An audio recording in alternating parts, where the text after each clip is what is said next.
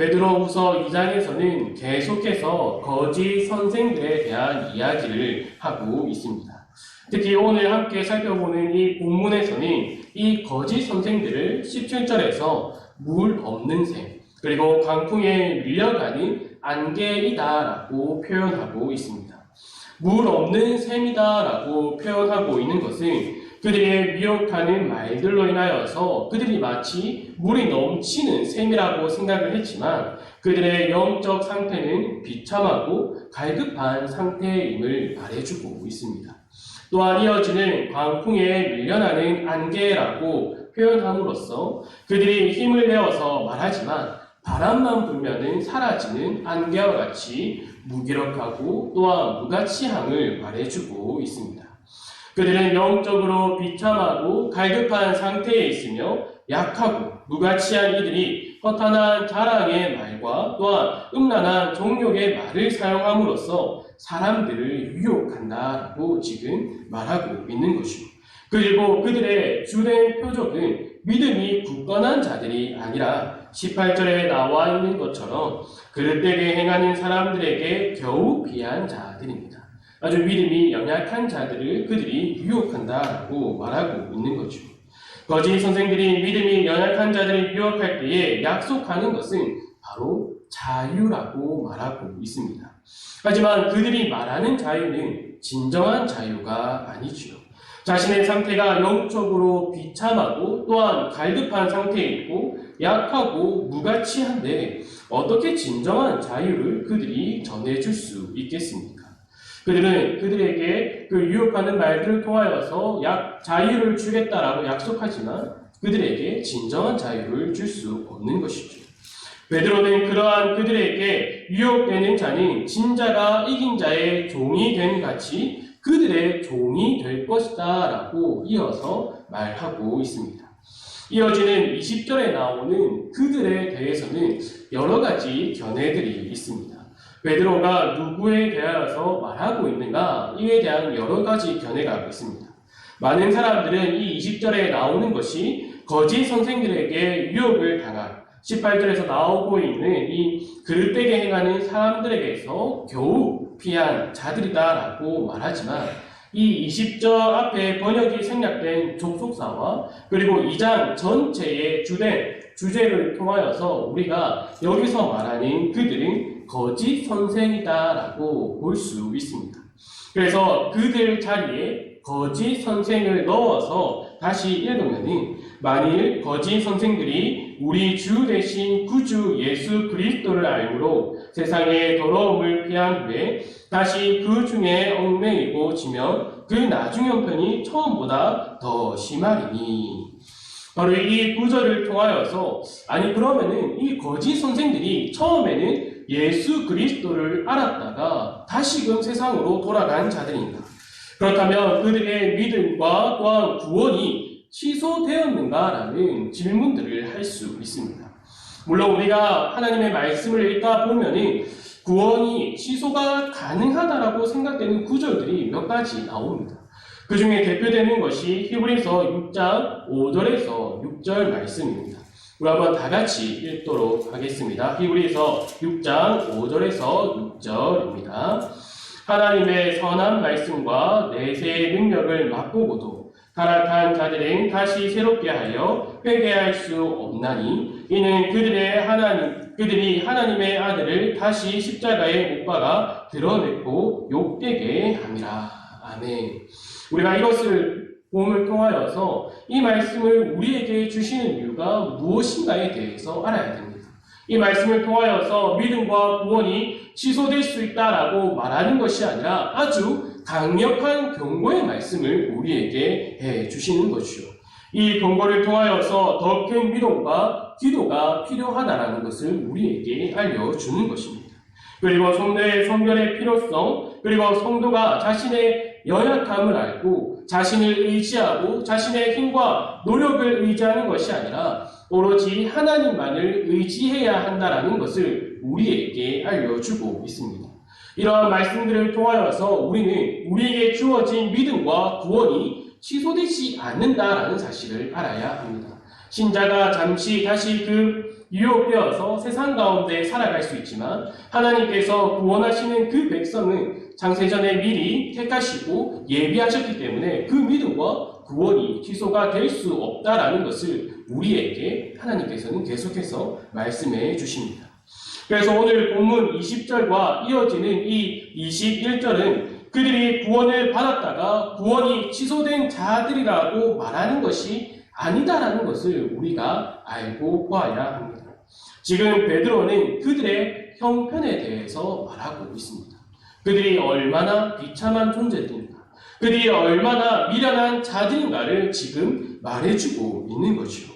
그들이 하나님께 부름을 받고 택함을 받았다라는 것은 어디에서도 찾아볼 수가 없습니다.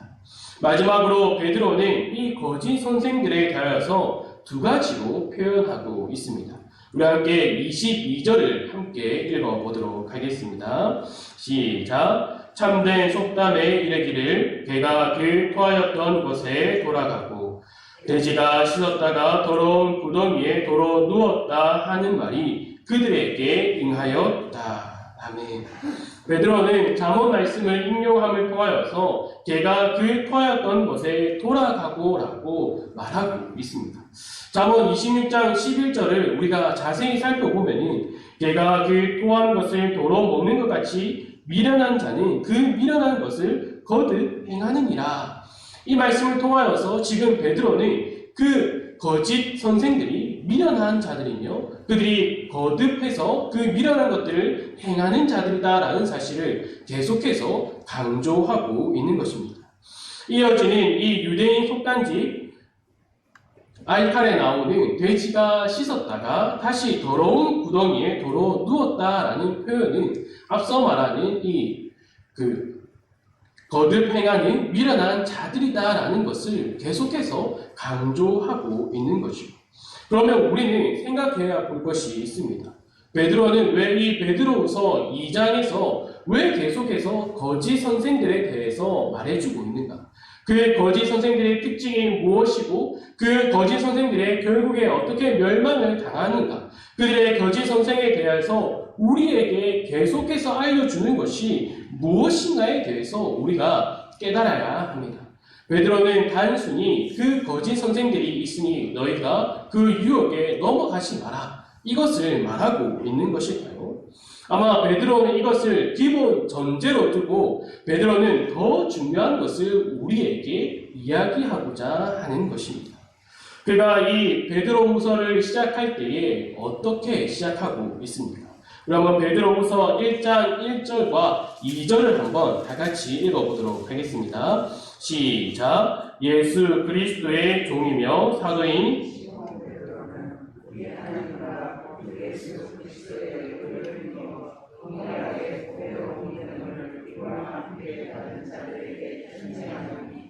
하나님과 우리 주 예수 그리스도를 알므로 은혜와 평강이 너희에게 더욱 많을지어다. 아멘. 베드로는 이 2장 전체에서 거짓 선생들에 대하여서 다소 거친 표현들을 사용하고 말하는 것은 우리는 그들과 다르게 하나님과 구주 예수 그리스도에 의해 힘입어서 보배로운 믿음을 받은 자임을 더욱 강조하고 있는 것입니다. 특히 우리를 택하시고 부르신 하나님과 생명으로 오셔서 우리에게 생명을 주신 그 예수 그리스도를 더욱 깊이 알도록 하기 위함을 우리는 깨달아야 합니다. 이를 알 수 있는 표현들이 오늘 우리가 함께 나누는 본문에서 계속해서 나오고 있습니다.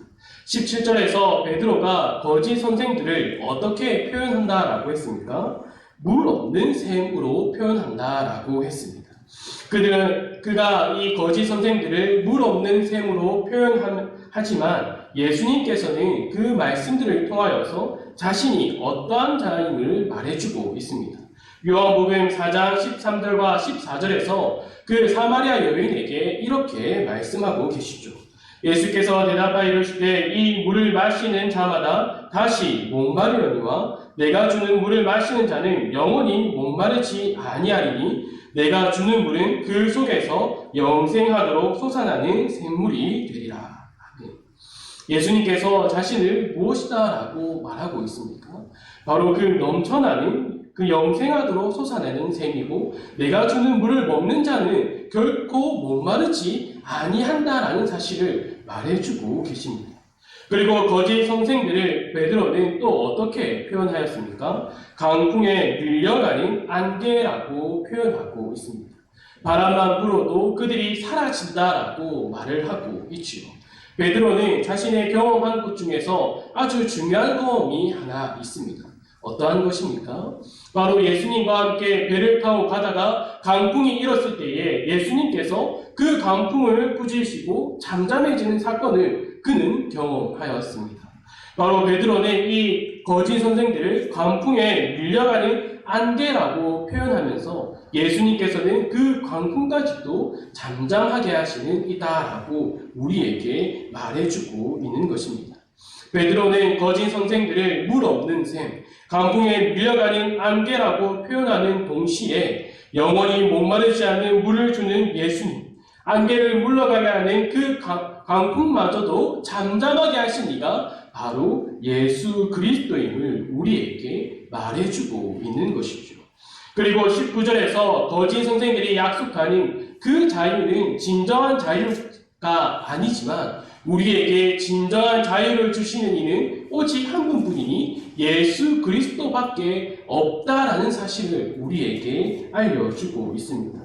요한복음 8장 32절에 진리를 알지니 진리가 너희를 자유롭게 하리라 라고 예수님께서 말씀하십니다.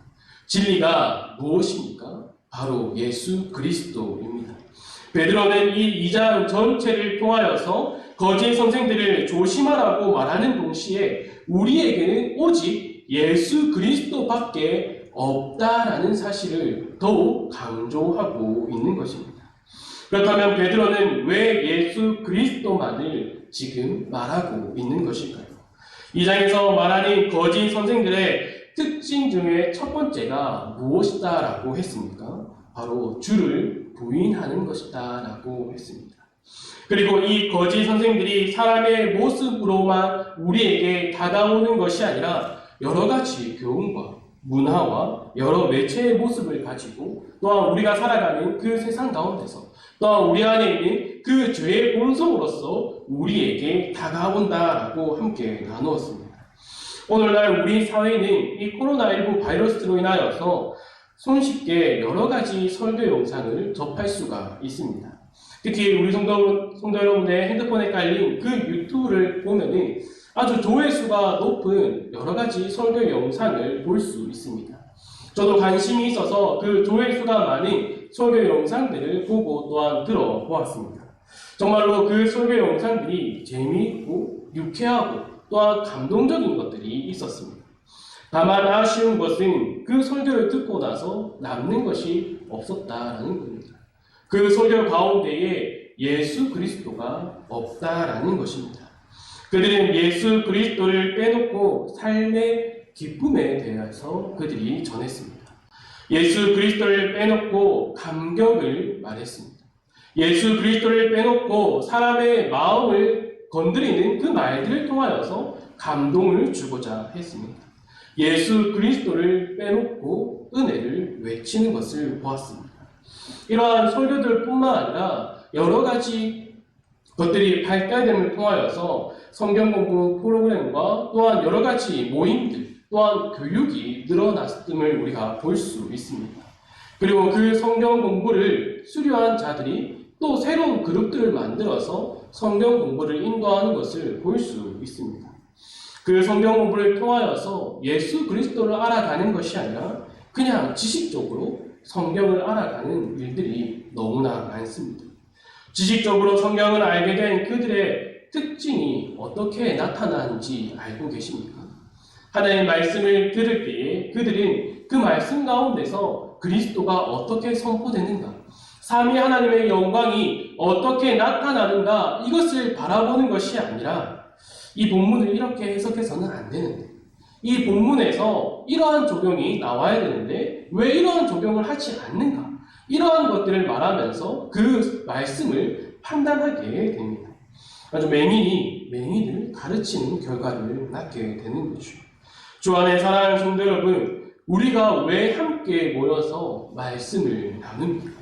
왜 우리가 함께 모여서 찬양을 하고 기도를 합니까?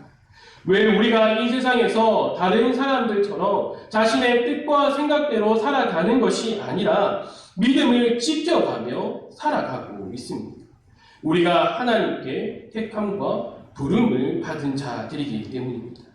하나님께 택함과 부름을 받고 구주 예수 그리스도의 의를 힘입어서 보배로운 믿음을 받은 자들이기 때문입니다. 그래서 우리가 함께 모여서 말씀을 나누는 것이요, 함께 모여서 찬양을 하는 것이죠. 함께 모여서 그 삼위 하나님을 더욱 알아가는 것입니다. 함께 하나님의 뜻을 알아가며 그 뜻을 두고 우리가 기도하는 것이지요. 또한 우리가 그 기도를 통하여서 어떻게 됩니까? 내 자신의 연약함을 더욱더 기도하고 또한 겸손하여져서 그 하나님의 뜻에 순종되어 가게 됩니다. 또한 그리스도를 통하여서 그리스도 안에서 한 몸이 된 지체들을 서로 돌보고 또한 기도함을 통하여서 성령을 통하여서 더욱 풍성한 교제를 나누게 됩니다. 우리에게 주어진 그 은혜를 누림을 통하여서 삼위 하나님의 그 영광만을 찬양하는 것이 바로 우리이지 않습니다. 우리가 삼위 하나님을 통한 그 은혜와 평강을 알기 때문에 우리가 이 세상을 살아갈 때에 우리의 뜻과 우리의 생각으로 살아가는 것이 아니라 믿음을 지키며 살아가는 것이 아니겠습니까? 주 안에 사랑하는 성도 여러분, 거짓 선생에 유혹되지 마시기 바랍니다. 오직 예수 그리스도밖에 없음을 늘 기억하시기를 간절히 소망합니다. 그리고 베드로후서 1장 3절과 4절에서 말한 것처럼 생명과 경건에 속한 모든 것을 우리에게 주셨다라는 사실을 잊지 마시기 바랍니다. 그리고 생명과 경건의 근원이신 예수님께서 다시 오신다라는 그 큰 약속을 우리에게 주셨다라는 것도 잊지 마시기 바랍니다. 우리가 이 세상에서 신성한 성품에 참여된 자로서 삼위 하나님을 더욱 알아가야 하며 또한 은혜와 평강을 누리는 삶을 살아가야 한다는 것을 놓치지 마시기 바랍니다. 이 세상은 우리에게 갈수록 여러 가지 말들을 하게 됩니다. 이 세상을 어떻게 더 살아가야 더 잘 살아갈 수 있는 방법들을 우리에게 말해줍니다. 우리가 손쉽게 접할 수 있는 것들을 통하여서 우리가 타협할 수 있는 것들을 많이 열어두도록 합니다. 하지만 우리는 이 세상과 타협하며 살아가는 것이 아니라 이 세상이 말하는 것처럼 우리가 이 세상에서 더 잘 살아가기 위하여서 노력하는 것이 아니라 오늘 베드로가 우리에게 이 2장에서 말해주는 것처럼 우리가 이 거짓 선생들이 말하는 그 자유를 누리는 것이 아니라 오직 예수 그리스도께서 주시는 진정한 자유, 그 예수 그리스도 안에서 우리가 기쁨을 누리는 그 자유, 그 예수 그리스도만이 우리를 구원하실 수 있다는 것을 늘 기억하시기 바랍니다. 다른 것들을 더 우선하는 것이 아니라 우리에게 오직 예수 그리스도만이, 나에게는 오직 예수 그리스도만이 필요하고 내가 자랑할 것은 예수 그리스도밖에 없다라는 그 사실을 늘 고백하시기 바랍니다. 그래서 오늘 우리가 나누고 있는 이 하나님의 말씀을 통하여서 그 예수 그리스도를 더욱 알아가시길 바랍니다. 말씀을 들을 때마다 다른 것들을 배워나가는 것이 아니라 그 예수 그리스도를 알아가고 그 예수 그리스도를 닮아가고 우리가 그 말씀을 두고 기도할 때에도 더욱더 예수 그리스도를 닮아가도록 내 자신을 다 내려놓고 오직 하나님의 뜻을 알고 그 뜻에 순종하여서 예수 그리스도를 닮아가는 자 되게 해달라고 기도하는 우리 축복로교회 성도들이 되기를 간절히 소망합니다. 아버지 하나님 감사합니다. 우리가 오직 예수 그리스도밖에 없음을 고백하는 굳건한 믿음이 되도록 인도하여 주시고 우리에게 쉬지 않고 다가오는 그 유혹들 가운데서 흔들리지 않게 하여 주시길 간절히 소망합니다. 세상은 갈수록 우리에게 많은 유혹들을 던집니다. 이 세상에서 더 잘 살아갈 수 있는 쉬운 방법들과 또한 이 세상이 말하는 그 쾌락들과 즐거움을 쫓아가도록 우리를 만들어가게 됩니다.